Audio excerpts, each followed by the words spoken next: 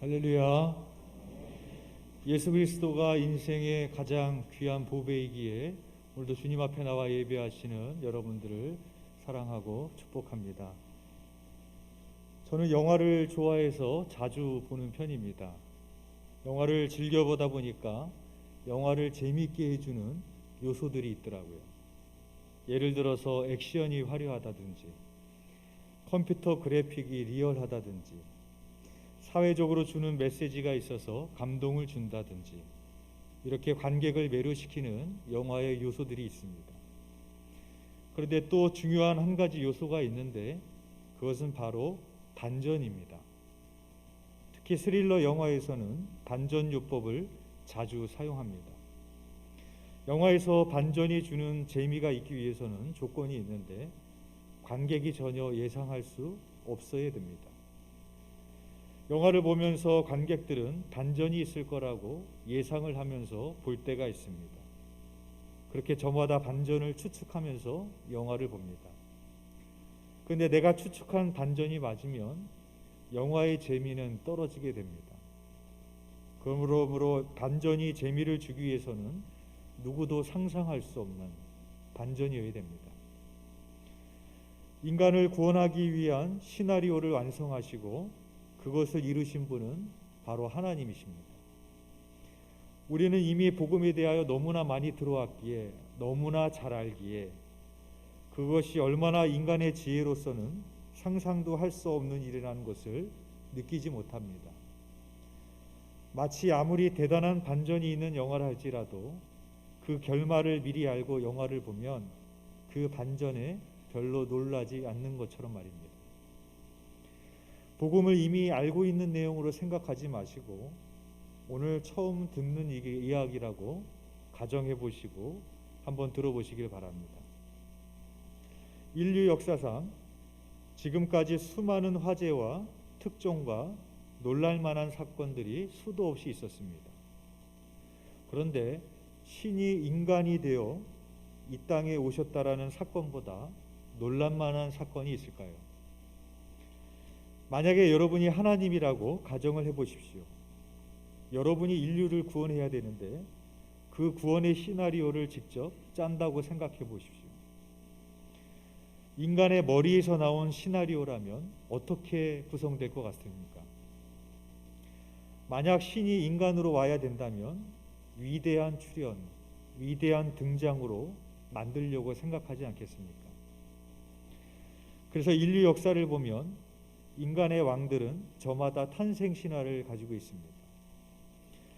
예를 들어 가야의 김수로 왕의 탄생 신화를 보면 하늘에서 황금알 6개가 금괴에 실려 내려왔는데 알이 부화되자 준수한 6명의 남자가 나와 각각 6 가야의 왕자에 앉게 되었고 가장 큰 알에서 나온 김수로가 가장 큰 나라인 금관 가야를 이끌어갔다라는 그런 신화입니다. 한 나라를 다스리는 왕도 이렇게 위대한 출현으로 포장을 하는 것이 인간의 생각인데 하물며 우주 만물을 창조하시고 만왕의 왕이신 하나님의 탄생이라면 훨씬 더 위대하고 웅장하게 만들어야 되지 않겠습니까? 인간의 생각이라면 누군가 하늘에서 곧장 내려오게 만들었을 것입니다. 즉 위대한 출현, 위대한 등장이 있었을 것입니다.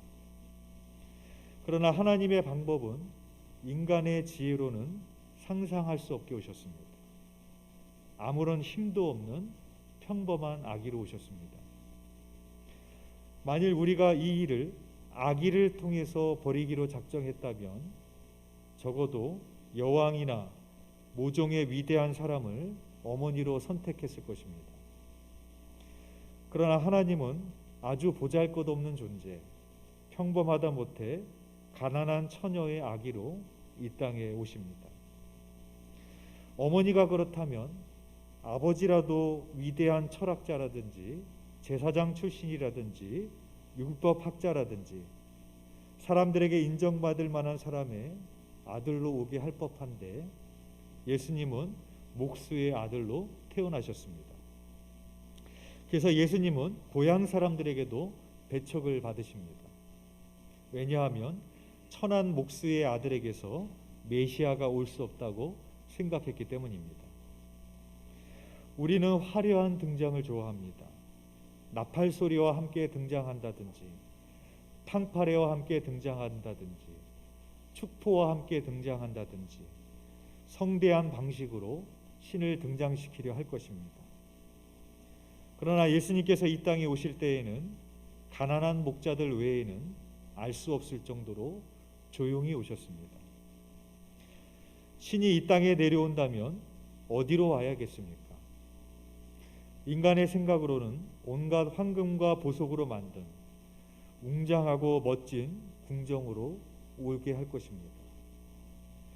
하지만 예수님은 짐승의 밥통인 말구 위에 오셨습니다. 신이 인간으로 와야 한다면 인간의 생각으로는 위대한 탄생을 위해 흠이 없는 완전한 족보에서 나게 할 것입니다. 그러나 마태복음 1장에 나오는 예수님의 족보를 보면 흠과 허물이 많은 여인들의 이름이 등장을 합니다. 대표적으로 우리아의 아내가 있습니다. 우리아의 아내는 다윗의 욕정으로 인하여 욕보였던 여인입니다. 감추고 싶은 과거의 허물일 것입니다. 성경은 밧세바를 다윗의 아내라고 기록할 수도 있었는데 굳이 우리아의 아내라고 기록을 하고 있습니다. 왜 그렇게 했습니까? 그것은 그 여인의 죄와 허물을 감추지 않고 그대로 드러내기 위함입니다. 예수님은 인간이 감추고 싶은 죄와 허물까지도 용서하시기 위하여 이 땅에 오신 분이라는 것을 우리에게 보여주는 대목입니다. 이와 같이 예수님이 이 땅에 오신 사건은 처음부터 끝까지 인간의 생각으로는 구성할 수 없는, 그렇게 꾸밀 수도 없는, 그렇게 만들 수도 없는 하나님의 완벽한 반전인 것입니다. 오늘 본문은 마리아의 찬가입니다. 마리아는 예수님의 탄생 사건을 보면서 인간의 지혜를 뒤집는 하나님의 지혜를 깨닫게 됩니다. 오늘 본문 51절 말씀입니다. 그의 팔로 힘을 보이사 마음의 생각이 교만한 자들을 흩으셨고, 여기서 마음의 생각이 교만한 자란 자기 자신을 다른 사람보다 높이 두는 사람을 말합니다. 즉 스스로 똑똑하다고 여기거나 스스로 전문가라고 여기거나 자기 마음의 추론의 능력, 이성의 능력을 믿고 오만해진 사람입니다. 창세기 11장에 보면 노아의 홍수 시판을 경험했던 인류가 했던 일은 하늘 높이 바벨탑을 쌓아보자는 것이었습니다. 창세기 11장 3절에서 4절에 보면 이렇게 기록합니다. 서로 말하되 벽돌을 만들어 견고히 굽자 하고 이에 벽돌로 돌을 대신하며 역청으로 진흙을 대신하고 또 말하되 자 성읍과 탑을 건설하여 그 탑 꼭대기를 하늘에 닿게 하여 우리 이름을 내고 온 지면에 흩어짐을 면하자 하였더니, 인류가 노아의 홍수 시판을 경험하고 했던 일은 바벨탑을 쌓는 것이었습니다. 사용된 재료를 보면 벽돌로 돌을 대신했고 역청으로 진흙을 대신했습니다. 벽돌과 역청의 재료의 특징은 무엇인가 하면 방수 재료입니다. 즉 이제는 하나님의 심판으로부터 우리를 안전하게 지킬 수 있도록 우리의 이름을 알리고 이 탑을 하늘에 닿을 때까지 쌓아 올리자라고 했던 것이 바로 인간들의 계획이었고 도모였습니다. 바로 그때 하나님께서는 무엇을 하셨습니까? 창세기 11장 9절에 보면 이렇게 기록합니다. 그러므로 그 이름을 바벨이라 하니 이는 여호와께서 거기서 온 땅의 언어를 혼잡하게 하셨음이라. 여호와께서 거기서 그들을 온 지면에 흩으셨느니라. 인간은 흩어짐을 면하기 위해서 자기의 지혜를 짜내서 바벨탑을 쌓아 올렸지만 하나님께서는 그 교만한 인간들을 하나님께서는 흩으시는 그 사건을 우리가 창세기에서 볼 수가 있습니다. 바로 마리아도 그런 인간의 생각을 뒤집으시는 하나님을 찬양하고 있는 것입니다. 마음의 생각이 교만한 자들을 흩으셨고 라고 말씀하고 있습니다. 이어서 마리아는 52절에 이렇게 찬양합니다. 권세 있는 자를 그 위에서 내리치셨으며 비천한 자를 높이셨고. 만약에 하나님께서 당신의 구원의 계획을 이루시고자 하였다면 인간의 생각이라면 어떤 사람을 사용해야 되겠습니까? 이 세상에 권세 있는 자나 똑똑한 사람이나 힘이 있는 사람들을 사용해야 되지 않겠습니까? 그러나 하나님은 그렇게 하지 않으셨습니다. 하나님께서는 당시 바벨론이나 애국과 같은 강대국을 들어 사용하셨던 것이 아니라 팔레스타인에 있는 아주 작고 아주 보잘것없는 이스라엘이라는 나라를 택하셔서 사용하시는 것을 볼 수 있습니다. 예수님은 세상에 힘이 있고 똑똑한 사람들에게 나를 따라오라고 하시며 제자로 삼으신 것이 아니라 비천한 갈릴리 출신의 그 어부들을 부르셔서 제자를 삼으신 것을 볼 수 있습니다. 하나님께서는 이렇게 비천한 자를 높이시고 오히려 권세 있는 자를 내리치셨습니다. 느부갓네살 왕의 경우를 보십시오. 수많은 나라를 정복했고 부유했습니다. 스스로를 신으로 높였고 사람들에게 자신을 경배하라고 했습니다. 그러나 그의 말로가 어떤지 아십니까? 경배를 요구한 지 채 몇 달이 지나지 않아서 그는 들에서 소처럼 풀을 뜯는 처지가 되었습니다. 손톱이 맹금류의 발톱처럼 길게 자랐고 머리카락은 몸을 덮었으며 몸에는 이슬이 내렸습니다. 완전히 미친 자가 됐습니다. 무슨 일이 일어난 것입니까? 하나님께서 권세 있는 자를 내리치신 것입니다. 그리고 하나님은 오히려 비천한 자를 높이십니다. 그래서 오늘 본문 48절에 보면 마리아가 이렇게 찬양합니다. 그의 여종의 비천함을 돌보셨습니다. 보라 이제후로는 만세에 나를 복이 있다 일컬으리로다. 하나님께서 이와 같이 권세 있는 자를 내리치시고 아무것도 아닌 보잘것없는 이 비천한 자를 하나님께서 사용하셨음을 마리아는 찬양하고 있는 것입니다. 이어서 53절에 보면 마리아는 이렇게 찬양합니다. 줄이는 자를 좋은 곳으로 배불리셨으며 부자는 빈손으로 보내셨도다. 마리아의 찬가를 보면 마태복음 5장에 나오는 팔복의 말씀을 연상케 합니다. 어떤 사람이 복이 있는 사람인가? 마리아는 48절에 보면 이렇게 말했습니다. 그의 여종의 비천함을 돌보셨음이라 라고 찬양하면서 나를 복이 있다 일컬음을 받았다 라고 말합니다. 마리아는 하나님 앞에 자기 자신을 비천한 여종이라고 고백을 하고 있습니다.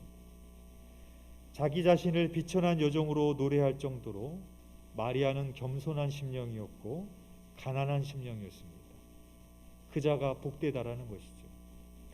마태복음 5장 1절에서도 심령이 가난한 자는 복이 있나니 천국이 그들의 것이며 라고 말씀합니다.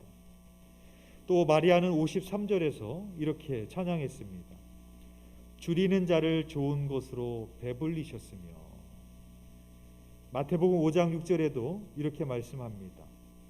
의에 줄이고 목마른 자는 복이 있나니 그들이 배부를 것이며 라고 말씀하고 있습니다.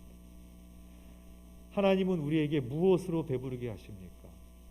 빵입니까? 돈입니까? 그렇지 않습니다. 마리아의 고백처럼 팔복의 말씀처럼 하나님의 의로 우리를 배부르게 하시는 것입니다. 하나님의 의로 배부르게 된 자가 진정으로 복된 자임을 마리아는 찬양하고 있습니다. 즉 누가 복받은 자입니까? 심령이 가난한 자요, 의에 줄이고 목마른 자요, 애통하는 자가 복받은 인생입니다. 그러나 세상 사람들이 그런 사람을 복되다라고 말합니까? 그렇지 않죠. 세상의 생각으로 말하면 어떤 사람이 복된 사람입니까? 성공한 사람들, 돈이 많은 사람들, 높은 지위에 올라간 사람들, 명예가 있는 사람들, 힘이 있는 사람을 가리켜서 복받았다라고 말합니다. 그러나 하나님의 지혜는 인간의 지혜를 뒤집는 겁니다. 하나님의 지혜는 그런 사람이 정말로 복된 것이 아니라 의에 줄이고 목마른 가난한 심령이, 애통하는 심령이 진정으로 복된 심령임을 우리에게 보여주고 있는 것입니다. 이어서 등장하는 말씀이 이렇습니다. 부자는 빈손으로 보내셨도다. 마태복음 19장에 보면 한 부자 청년이 예수님께로 나아갑니다. 그리고 뭐라고 말하는가 하면 나는 꽤 괜찮은 사람이다. 나는 어려서부터 율법을 잘 지켰고 나는 이 사람보다도 낫고 나는 저 사람보다도 훨씬 더 낫다. 내가 무엇을 해야 되겠냐 하면서 자기 의를 드러냈습니다. 이에 예수님께서는 내 소유를 팔아 가난한 자들에게 나눠주고 나를 따르라고 말씀하셨고 부자 청년은 근심하여 떠나갔다라고 성경이 기록하고 있습니다. 예수님께서는 부자를 빈손으로 돌려보내셨습니다. 그와 반면에 다메섹에서 예수님을 만난 바울은 이렇게 고백합니다. 빌립보서 3장 7절에서 8절입니다. 그러나 무엇이든지 내게 유익하던 것을 내가 그리스도를 위하여 다 해로 여길 뿐더러 또한 모든 것을 해로 여김은 내 주 그리스도를 아는 지식이 가장 고상하기 때문이라. 내가 그를 위하여 모든 것을 잃어버리고 배설물로 여김은 그리스도를 얻고. 다메섹에서 예수님을 만났던 바울의 고백은 무엇인가 하면 나는 모든 것을 잃어버렸다 라는 고백입니다. 나는 모든 것을 배설물로 여긴다. 빈손이 됐습니다. 그런데 바울은 정말로 빈손이 됐는가? 그렇지 않습니다. 바울은 뭐라고 말하는가? 내가 그를 위하여 모든 것을 잃어버리고 배설물로 여김은 그리스도를 얻기 위함이다 라고 고백하고 있습니다. 그는 모든 것을 잃어버린 빈손이 된 것 같지만 예수 그리스도를 얻는 그 빈손으로 예수 그리스도를 얻게 되는 가장 복된 자임을 우리들에게 말씀하고 있는 것입니다. 이처럼 예수님의 성탄의 사건은 인간의 지혜를 뒤엎는 하나님의 반전 이야기입니다. 인간의 지혜로 오신 것이 아니라 하나님의 지혜로 오셨습니다. 인간의 방식으로 이 땅에 오신 것이 아니라 하나님의 방식으로 이 땅에 오셨습니다. 왜 그렇겠습니까? 인간의 지혜는 하나님의 지혜 앞에 서면 미련한 것이요, 거리끼는 것이요, 어리석인 것임을 우리에게 보여주기 위함인 것입니다. 사도 바울은 고린도전서 1장에서 그 지혜의 절정을 십자가라고 말을 합니다. 십자가의 도가 멸망하는 자들에게는 미련한 것이요 구원을 받는 우리에게는 하나님의 능력이라. 지혜 있는 자가 어디 있느냐, 선비가 어디 있느냐, 이 세대의 변론가가 어디 있느냐. 하나님께서 이 세상의 지혜를 미련하게 하신 것이 아니냐. 하나님의 어리석음이 사람보다 지혜롭고 하나님의 약하심이 사람보다 강하니라. 여러분, 인간의 생각으로 십자가는 우리가 목에다가 장식품처럼 걸고 다니지만 십자가는 장식품이 아닙니다. 사형틀입니다. 인간의 생각으로 보면 십자가는 미련한 겁니다. 거리끼는 겁니다. 그런데 하나님의 지혜는 인간의 지혜를 뒤집는 겁니다. 인간이 봤을 때 가장 미련해 보이고 가장 거리끼는 십자가가 바로 우리를 구원하게 되시는 가장 완전한 하나님의 사랑이신 십자가가 되었다라는 것입니다. 그래서 하나님은 세상의 미련한 것들을 택하사 지혜 있는 자들을 부끄럽게 하시고 하나님은 세상의 약한 것들을 택하사 강한 자들을 부끄럽게 하시는 분입니다. 이것이 하나님의 지혜요 하나님의 반전인 것입니다. 성경에 보면 인간의 지혜로 하나님의 계획을 막으려던 사람들이 있습니다. 애굽의 바로 왕은 마음이 강팍해져서 출애굽의 역사를 막으려고 했고 헤롯 역시 알량한 음모로 메시아의 오심을 막으려고 했지만 오히려 성공하기는커녕 하나님의 역사를 이루는 도구로 사용될 뿐이었습니다. 이처럼 이 세상에서 가장 허망한 것은 인간의 지혜로 하나님의 계획을 막고 방해하는 것입니다. 하나님 앞에서 가장 지혜로운 행동은 나의 어리석음과 나의 비천함을 인정하며 하나님 앞에 대적하는 것이 아니라 하나님 앞에 겸손히 순종하는 것입니다. 바로 그 사람이 마리아인 것입니다. 여러분, 마리아가 인간의 지혜로 판단하고자 했다면 나의 몸에 성령을 정혼한 나의 몸에 성령으로 메시아가 온다라는 것을 어찌 받아들일 수 있었겠습니까? 저항할 수밖에 없었겠죠. 그러나 마리아는 자신의 비천함을 고백하며 하나님의 뜻을 이룰 수 있는 순종으로 나아가는 진정으로 복된 자요 지혜로운 자임을 우리는 보게 되어지는 것입니다. 제가 어렸을 때 만화책에서 보던 내용들이 지금 현실화되고 있습니다. 전기 자동차가 다니고 있고 사람이 타지 않고 움직이는 무인 자율 자동차가 이제 상용화를 앞두고 있습니다. 인공지능의 발달로 점점 사람이 할 일이 없어지는 시대가 되고 있습니다. 국가마다 우주선을 쏘아 올리며 우주를 탐사하는 데 경쟁을 벌이고 있습니다. 마치 우주선을 쏘아 올리며 국가의 역량을 자랑하며 엄청난 기술의 진보를 말하고 싶어 하지만 인간이 그렇게 지혜로운 것 같지만 인간은 헛똑똑합니다. 무분별한 개발로 인해서 환경 파괴로 이어지고 있고 인류의 생존까지 위협당하고 있는 현실을 우리는 목격하고 있습니다. 지난 2년 동안에 우리는 눈에 보이지 않는 작은 바이러스 하나 때문에 인류가 꼼짝없이 당하고 있는 것을 볼 수 있습니다. 하나님은 우리에게 무엇을 다시 한번 깨닫게 하시는 것입니다. 인간은 역시 유한하고 부족하고 지혜롭지 못한 존재임을 깨닫게 하시는 그런 시대를 우리가 살아가고 있습니다. 마치 인간의 지혜로 무엇이든지 할 수 있을 것처럼 바벨탑을 쌓아가지만 결국에 작은 것 하나에도 아무것도 할 수 없는 무능력한 인간임을 우리가 보는 요즘입니다. 성탄은 인간의 지혜를 뒤집는 하나님의 반전 스토리입니다. 잠언 3장 5절에서 7절 말씀에 너는 마음을 다하여 여호와를 신뢰하고 내 명철을 의지하지 말라. 너는 범사의 그를 인정하라. 그리하면 내 길을 지도하시리라. 스스로 지혜롭게 여기지 말지어다. 여호와를 경외하며 악을 떠날지어다 라고 말씀하고 있습니다.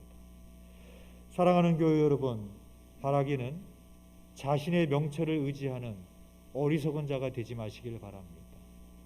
오직 하나님을 경외함으로 악에서 떠나며 진리의 말씀 위에 굳건히 서실 수 있는 진정으로 복된 자요 참으로 지혜로운 자의 삶을 걸어가시는 저와 여러분이 되시기를 주님의 이름으로 축원드립니다.